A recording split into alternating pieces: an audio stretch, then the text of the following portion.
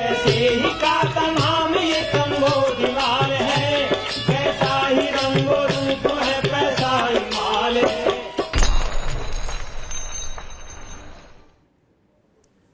नमस्कार, मनी 9 में आपका स्वागत है। मैं हूं शुभम शंकर। मनी सेंट्रल की शुरुआत करें उससे पहले मनी 9 के एडिटर अंशुमान तिवारी जी का स्वागत करते हैं। सर, बहुत स्वागत आज आपका। सबसे बड़ी खबर आज ओपेक की बैठक। हाँ शुभम, मनी सेंट्रल में आपका भी स्वागत है और सारे दर्शकों का भी स्वागत है। ओपेक और तेल आज की हमारी सबसे बड़ी खबर है। हम न केवल आपको ये बताएंगे कि ओपेक के फैसले का क्या असर हुआ अंतर्राष्ट्रीय तेल बाजार पर, बल्कि हम आपको एक और महत्वपूर्ण बात बताएंगे कि रूस का सस्ता तेल भारत में कर क्या रहा है और भारत में उस रूस के सस्ते तेल से क्या हो रहा है। बिल्कुल, रूस का सस्ता तेल भारत में आ रहा है, आकर कहाँ जा रहा है ये बताएंगे, और इसके अलावा कौन कौन सी खबरें होंगी उसके लिए देखिए ऑन द शो। तो कल सबसे बड़ी बैठक थी ओपेक की, शुरुआत यहीं से होगी। क्यों बेअसर रही ओपेक देशों की बैठक, कैसे पटेंगे भारतीय तेल कंपनियों के घाटे, रूस के सस्ते तेल का किसे हो रहा फायदा, बढ़ता व्यापार घाटा कितनी बड़ी चिंता, इस पर चर्चा करेंगे। टैक्स से घटेगी सरकार की कमाई, जी हाँ, सरकार की भी कमाई घटेगी ऐसी आशंका है।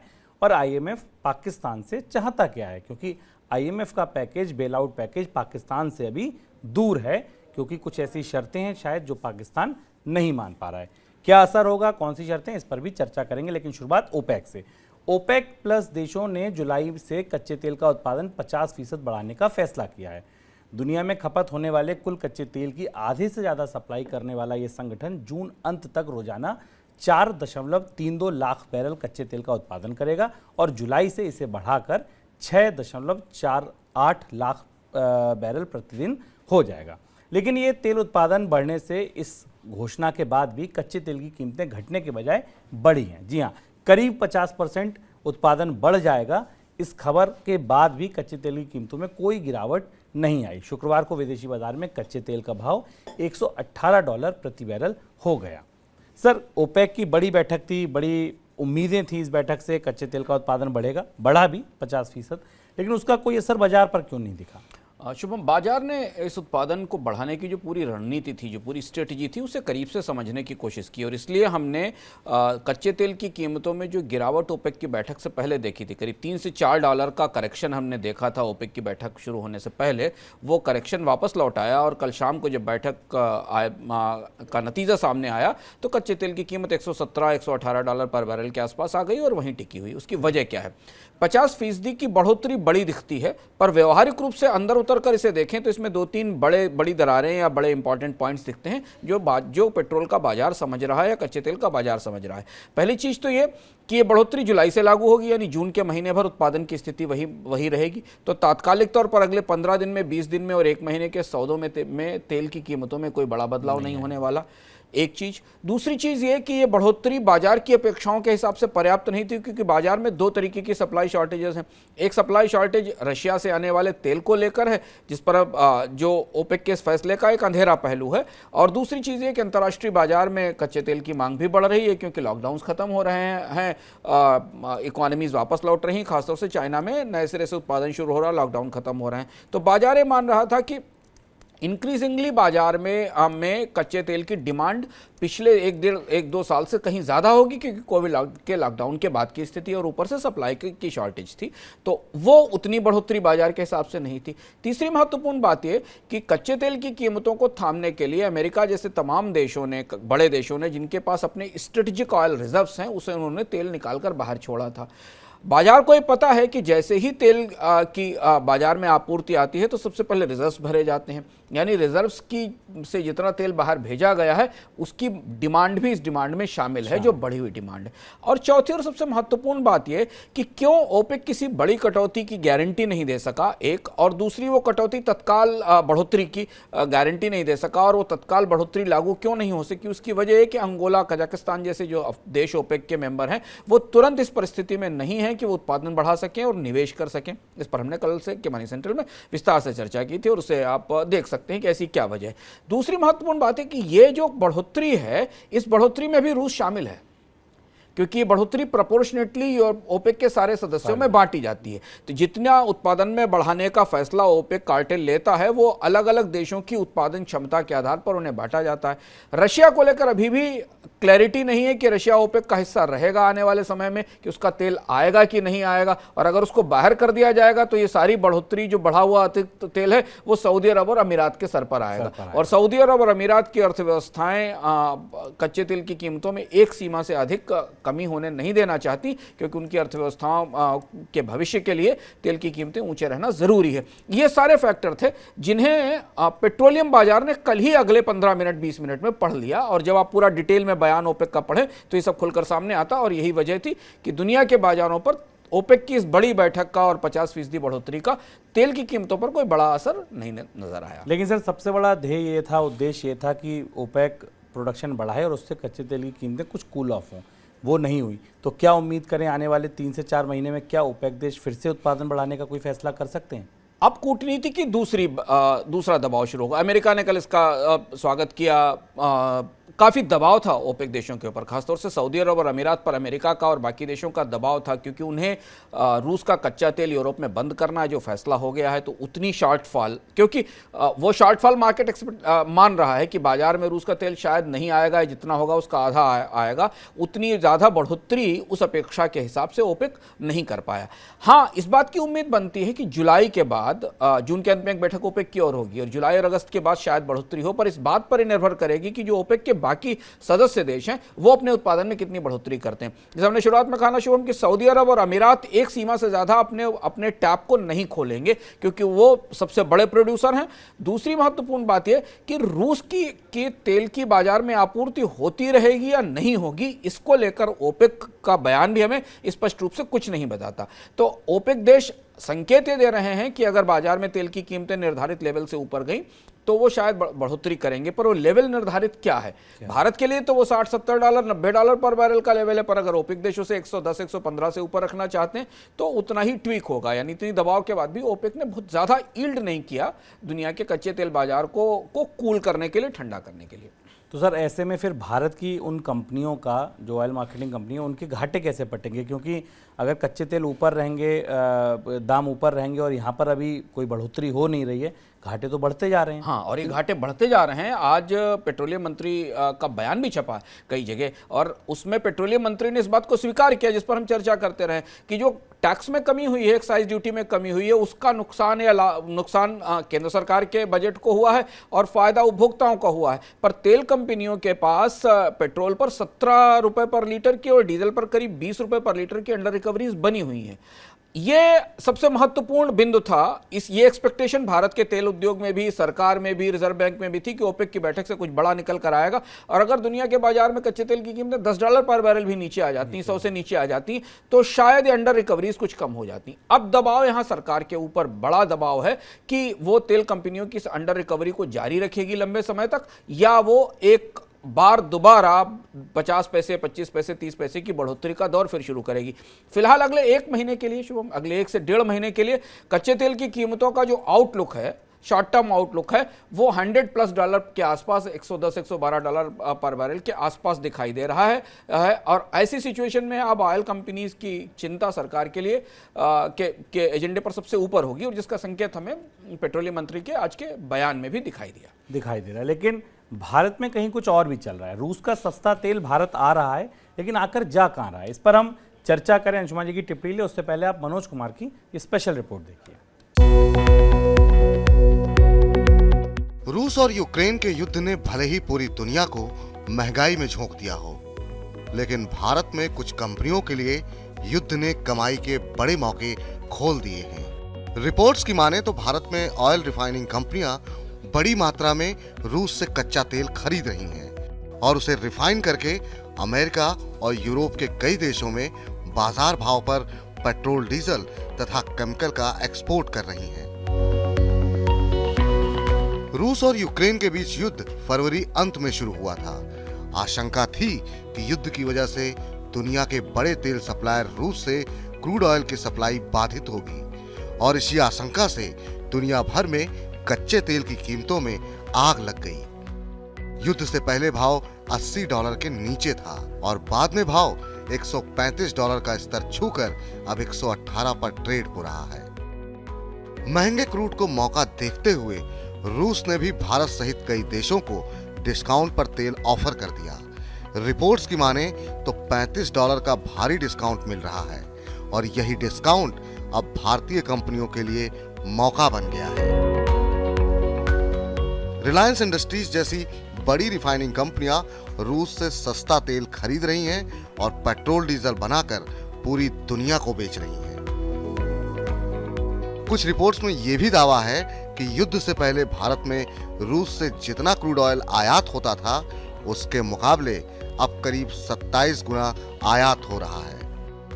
पहले रोजाना लगभग 30,000 बैरल ही रूसी तेल भारत पहुंचता था और अब 8 लाख बैरल पहुंचने का अनुमान है। भारत में रूस से आयात होने वाले कच्चे तेल का बड़ा हिस्सा रिलायंस की रिफाइनरी खरीदती है और रिपोर्ट्स बताती हैं कि युद्ध से पहले के मुकाबले अब रिलायंस का आयात 7 गुना बढ़ गया है। रूस के सस्ते क्रूड का इंपोर्ट ही देश से पेट्रोलियम उत्पादों के एक्सपोर्ट में हुई बढ़ोतरी की वजह बना है। फरवरी के बाद से पेट्रोलियम उत्पादों के निर्यात में जोरदार उछाल देखने को मिला है। फरवरी के दौरान देश से सिर्फ $4.65 अरब के पेट्रोलियम प्रोडक्ट एक्सपोर्ट हुए थे, जबकि मार्च का आंकड़ा बढ़कर $7.75 अरब पहुंच गया और अप्रैल में तो $8 अरब का स्तर भी पार हो गया। और इस बढ़े हुए एक्सपोर्ट का सबसे बड़ा लाभ देश की तेल रिफाइनिंग कंपनियों को ही हुआ है। मनी 9 के लिए मनोज कुमार की रिपोर्ट। सर, ये सस्ता तेल जो रूस से आ रहा है भारत की रिफाइनरीज को फायदा कैसे पहुंचा रहा है? हाँ, ये समझना जरूरी और ये पिछले कई रूस पर यूक्रेन पे हमले के बाद अंतर्राष्ट्रीय कच्चे तेल के बाजार में कुछ ऐसे फेरबदल और बड़े बदलाव हुए हैं जिनमें भारत की भूमिका कई तरह से, हम इसे कूटनीतिक दृष्टि से देख रहे थे, डिप्लोमेटिकली देख रहे थे कि भारत सस्ते कच्चे तेल का आयात करेगा और भारत में कीमतें कम होंगी। वैसा कुछ नहीं हुआ, लेकिन बहुत कुछ बड़ा हो गया और जो चीज़ें अब निकलकर पिछले 2-3 महीने में, क्योंकि तेल के सौदे एडवांस में होते हैं, वो रिफाइनरीज में आते हैं और उसके बाद उसकी सप्लाई शुरू होती है। भारत की कंपनियों ने भारत में रूस के तेल का आमतौर पर जो आयात था वो करीब 1 लाख बैरल पर डे के आसपास था फरवरी तक। वो बढ़ते बढ़ते मई में 8,70,000 बैरल पर डे के आसपास हो गया रूस के तेल का आयात। 8 गुना लगभग बढ़ गया। हम आमतौर पर जो मंथली एवरेज था हमारा वो करीब 0.33 मिलियन टन का एवरेज था, वो बढ़ते मई में 3.7 मिलियन पर डे का एवरेज आ गया भारत में तेल का आयात का। ऐसा क्यों हो रहा है? भारत की ऑयल रिफाइनरीज को रूस के कच्चे तेल और अरब के कच्चे तेल के बीच एक बड़ा आर्बिट्राज एडवांटेज मिल रहा है।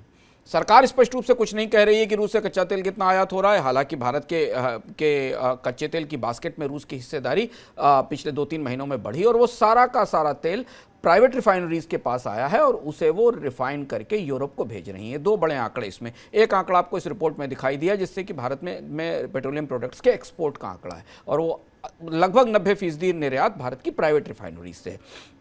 लेकिन जो दूसरा महत्वपूर्ण आंकड़ा है जिसमें हम यहाँ समझने की कोशिश करेंगे कि भारत की जो रिफाइनरीज हैं उन्हें रूस का कच्चा तेल अरब के कच्चे तेल की तुलना में शुभम लगभग $4 से $5 पर बैरल का फायदा दे रहा है। एडिशनल $4 से $5 पर बैरल का फायदा दे रहा है। मैं उस आंकड़े को खोल के समझने की कोशिश करते हैं कि रूस से जो कच्चा तेल आ रहा है उसमें शिपिंग की और बाकी चीज़ों की लागत निकालने के बाद भी जो रिफाइनरीज का मार्जिन है वो $7 से $8 पर का एडिशनल मार्जिन उन्हें रूस के कच्चे तेल पर मिल रहा है, जबकि यही परिस्थिति अगर आप वो अरब से तेल निकालते हैं तो उसे $3 से $4 का है।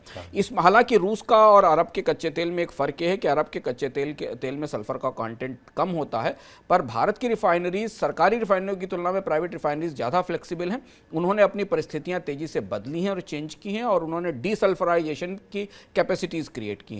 तो ये नुकसान उठाने के बाद भी उन्हें निर्यात की दृष्टि से भारत का कच्चा तेल दुनिया के बाजारों में बेचने के लिए, पेट्रोलियम प्रोडक्ट बनाकर बेचने के लिए फायदेमंद साबित हो रहा है। इसलिए जो रूस का कच्चा तेल भारत आ रहा है वो भारत की रिफाइनरी से रिफाइन होकर यूरोप के देशों में डीजल और पेट्रोल के तौर पर जा रहा है। ये 2 रिफ्लेक्शंस हमें भारत के ट्रेड के आंकड़ों में, विदेश व्यापार के आंकड़ों में दिखाई देते हैं, जहां पेट्रोलियम प्रोडक्ट्स का निर्यात पिछले 2-3-4 महीनों में काफ़ी तेजी से बढ़ा है। सर, क्या फिर ऐसा माना जाए कि यूरोप के देशों के लिए भारत नया रिफाइनिंग हब बनकर उभर रहा है या बन जाएगा?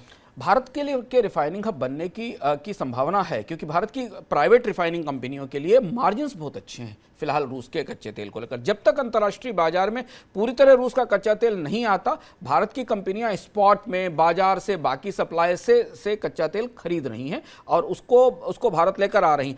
जो ताजे आंकड़े हैं उस हिसाब से माना जा रहा है कि अगर ये प्रक्रिया अगले 5, 6, 7 महीनों तक जारी रहती है तो भारत पर यूरोप की निर्भरता रिफाइनरी प्रोडक्ट के मामले में और ज़्यादा बढ़ जाएगी, क्योंकि जो रूस के कच्चे तेल की क्वालिटी या रूस के कच्चे तेल से बने हुए उत्पाद हैं, उन्हीं की आदत यूरोप के उद्योगों को, यूरोप की अर्थव्यवस्था को है, और अब वही कच्चा तेल भारत की रिफाइनरी से मूव होकर जा रहा है। 15 से 18 बैरल का रिटर्न लगभग इसमें मिल रहा है, जब वो $8 पर बैरल शिपिंग पर खर्च करना पड़ता है भारत की कंपनियों को, जो शिपिंग क्योंकि रूस का कच्चा तेल मंगाना महंगा है, वो लंबे सी रास्ते से आता है, और अगर अरब से आप कच्चा तेल मंगा रहे हैं तो सस्ता पड़ता। ये सब मिलाने के बाद ही 15 से $18 पर बैरल का मार्जिन है, और इसलिए भारत की रिफाइनरीज ने, खासतौर से रिलायंस की रिफाइनरी के बारे में ऐसी खबर थी कि वो जो अपना एनुअल मेंटेनेंस के लिए रिफाइनरी बंद करती, वो भी इस बार नहीं हुई है, क्योंकि एक बड़ा विंडफॉल, एक बड़ी अपॉर्चुनिटी है जो भारत के रिफाइनर्स को मिल रही है कच्चा तेल लाकर एक्सपोर्ट करने में। और ये है वो रूस के कच्चे तेल का पूरा खेल, जिसमें भारत बड़े दिलचस्प ढंग से प्राइवेट सेक्टर के जरिए उतर गया है। सर, फिर इसका कोई फायदा हमें और आपको क्यों नहीं मिल रहा, भारत की जनता को क्यों नहीं मिल रहा? अगर सस्ता तेल आ रहा है, जैसे माने शुरुआती रिपोर्ट थी $35 का डिस्काउंट पर कच्चा तेल आ रहा है रूस का, अगर ऐसा सस्ता तेल आ रहा है और रिफाइनर हो सकता है, प्रोडक्ट बन सकते हैं, तो उसका फायदा भारत को क्यों नहीं मिल रहा? क्योंकि भारत की कंपनियां, भारत की जो सरकारी कंपनियां हैं जिनसे हमको पेट्रोल डीजल मिलता है, वो इस पूरे विंडफॉल का लाभ नहीं ले पा रही हैं। सरकार की पॉलिसी में चूंकि तेल का आयात तो हमें दिख रहा है, अगर आप भारत के टोटल इंपोर्ट बास्केट में देखें तो रूस के कच्चे तेल का आयात दिखाई देता, पर रूस के कच्चे तेल का आयात भारत के लोगों की कीमतें कम करने में मदद नहीं कर रहा है, भारत की रिफाइनरीज के फायदे में मदद कर रहा है और उन्हें विंडफॉल हो रहा है। और इसलिए शायद बीच में चर्चा चली थी कि भारत की ऑयल कंपनीज के ऊपर विंडफॉल टैक्स लगाया जाए, फिर सरकार ने उस पर विरोध हुआ तो उसे वापस ले लिया था।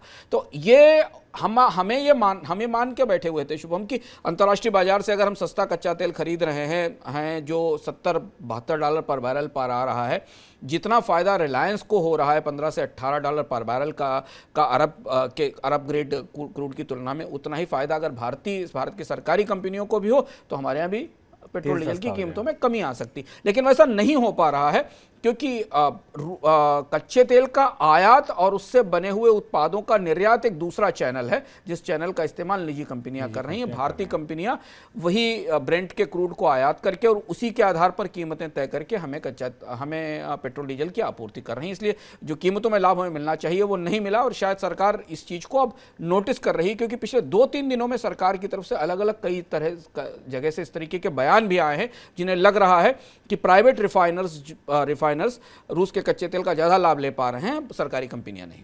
सर, कहीं ना कहीं अब क्योंकि आप रूस से तेल खरीद रहे हैं तो वेस्ट के देशों की नज़र भी आप पर होगी, ऐसा तो नहीं इसके कुछ खतरे हों आने वाले दिनों में, जो भारत को जो कॉन्सिक्वेंसेज हों, जो भारत को झेलने पड़े? हाँ, ये सवाल बड़ा कीमती है। इसको जानने के लिए मैंने 2-3 जगह अलग अलग डिप्लोमेटिक सर्कल्स में या पेट्रोलियम इंडस्ट्री में बात की। दुनिया को ये पता है कि भारत यूरोप के लिए रिफाइनिंग हब बनकर उभरने की कोशिश कर रहा है रूस के कच्चे तेल के जरिए। अगर रूस का कच्चा तेल शुभम $100-110 पर बैरल की कीमत पर होना तो भारत के लिए उसमें कोई मार्जिन नहीं है, क्योंकि उसकी शिपिंग कॉस्ट इतनी ज़्यादा है लाकर भारत में लाने के लिए। तो अब यहाँ 2 परिस्थितियाँ हैं। तेल बाजार में कब तक रूस का कच्चा तेल मिलता रहेगा सस्ता? जब तक वो मिलता रहेगा भारत की रिफाइनिंग कंपनियों को वो सस्ता कच्चा तेल मिलता रहेगा और उनके मार्जिन बढ़ते रहेंगे। लेकिन ये रोकने के लिए क्या बाजार में पूरी तरह कच्चे तेल की आपूर्ति बंद करेंगे पश्चिमी देश जो सैंक्शंस लगाए हुए हैं? पेट्रोलियम मंत्री का एक बयान आज चर्चा में आया जिसमें जो काफ़ी कई तरीके के अर्थ ध्वनित करता था। उनका कहना था कि भारत के रिफाइनर्स को रूस के कच्चे तेल को डील करने के लिए रिस्पॉन्सिबल होना चाहिए उन्हें। अब रिस्पॉन्सिबल से उनका मतलब क्या था कि उन्हें प्रॉफिट्स सरकार को ट्रांसफ़र करने चाहिए, उन्हें भारत में कच्चे तेल की कीमतों में कमी की तरफ ध्यान रखना चाहिए, या सरकार ये सोच रही है या डिप्लोमेटिक सर्किल में माना जा रहा है कि अगर एक सीमा से अधिक रूसी सस्ता कच्चा तेल भारत आया और भारत की निजी कंपनी ने उसका निर्यात किया तो ये प्रतिबंधों के खतरे को भी आमंत्रित कर सकता सकता है।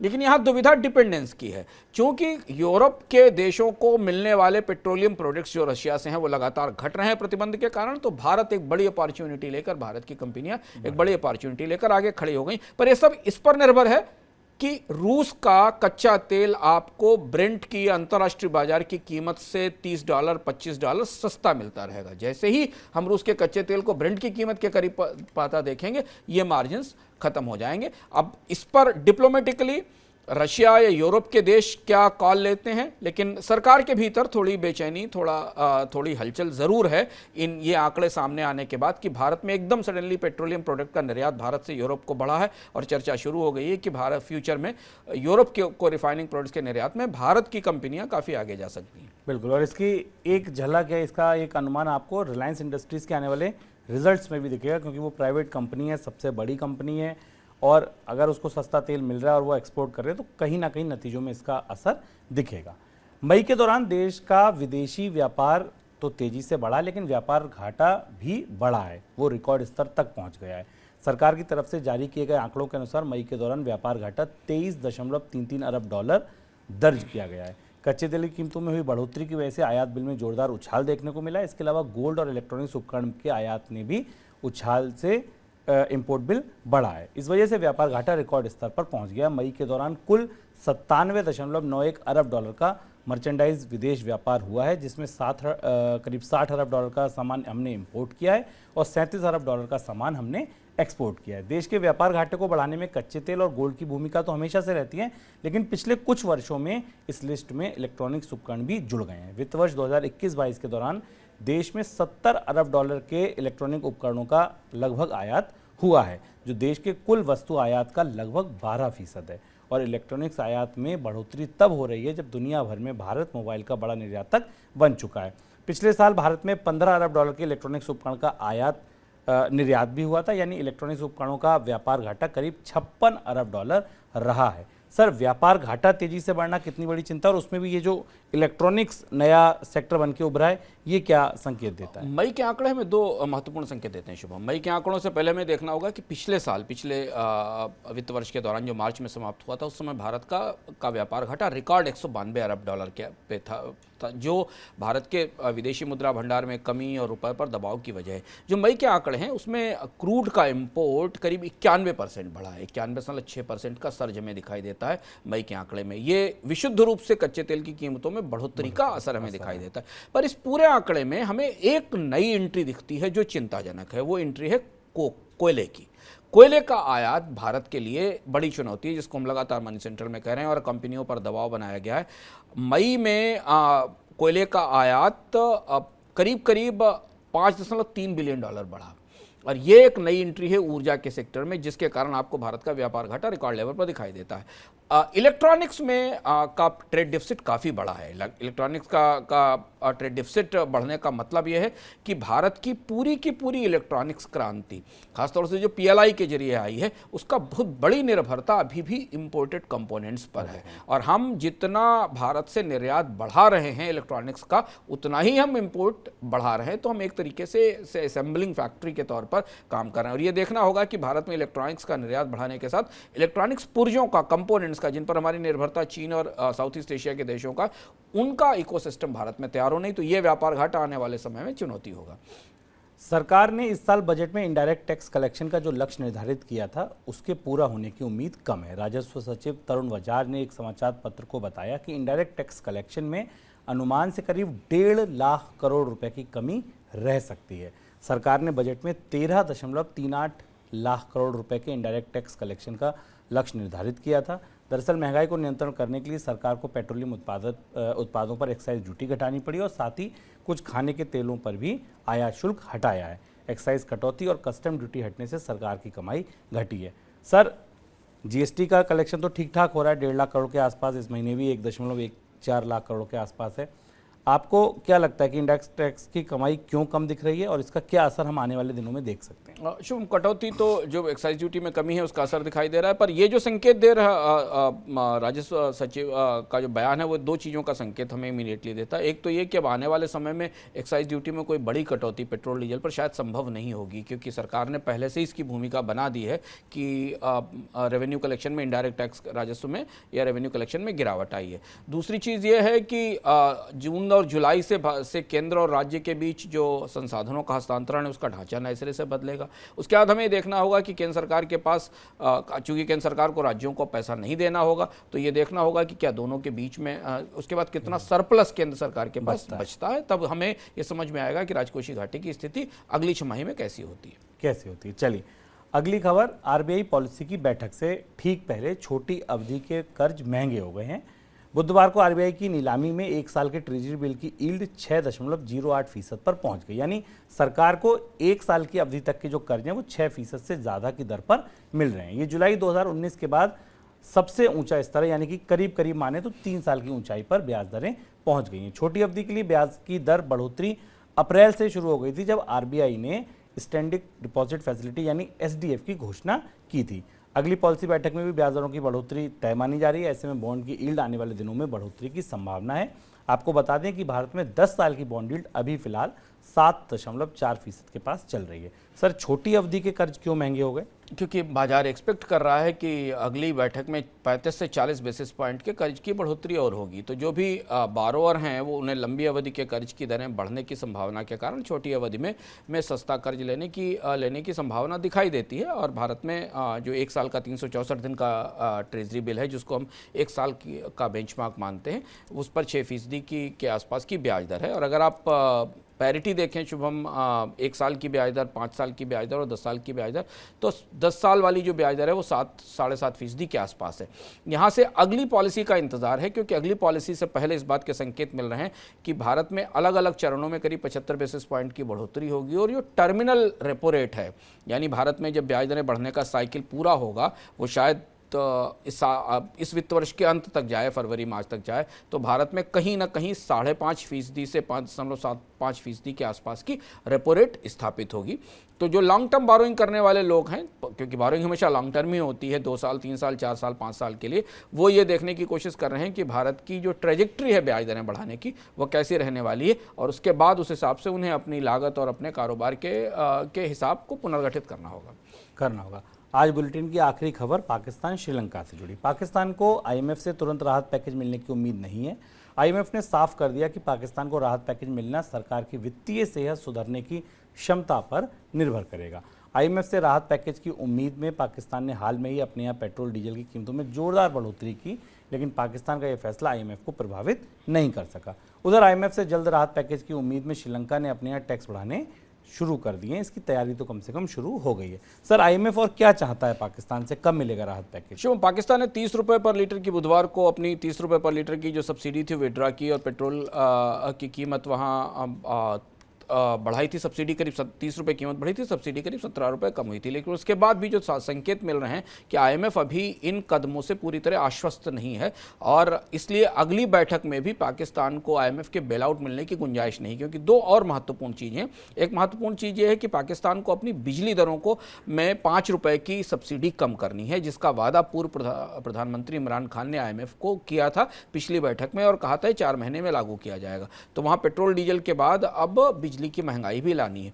दूसरी चीज़ है कि पाकिस्तान सरकार चूंकि अपने वादों में आईएमएफ के सामने कभी सही खरी नहीं उतरती है, तो आईएमएफ चाह रहा है कि वो एक क्रेडिबल फिस्कल एडजस्टमेंट का, यानी राजकोषीय घाटा कम करने का, सब्सिडी कम करने का और टैक्स बढ़ाने का कार्यक्रम प्रस्तुत करे। और वो कार्यक्रम जब आईएमएफ के सामने जाएगा, तब उसके बाद उसे बेल आउट का अगला पैकेज मिलेगा। और यही जद्दोजहद पाकिस्तान के भीतर इस समय चल रही है कि वो कैसे आईएमएफ को विश्वास दिलाए कि सब्सिडी में कटौती जारी रहेगी। आने वाले समय में और भी सब्सिडी कम की जाएगी और घाटे में कमी की जाएगी। तो इसलिए अब अगली निगाह 12-13 जून के आसपास होने वाली शायद एक और बैठक है आईएमएफ और पाकिस्तान की, उस पर रहेगी कि उसमें पाकिस्तान कितना आश्वस्त कर पाता है आईएमएफ को बेल आउट के लिए।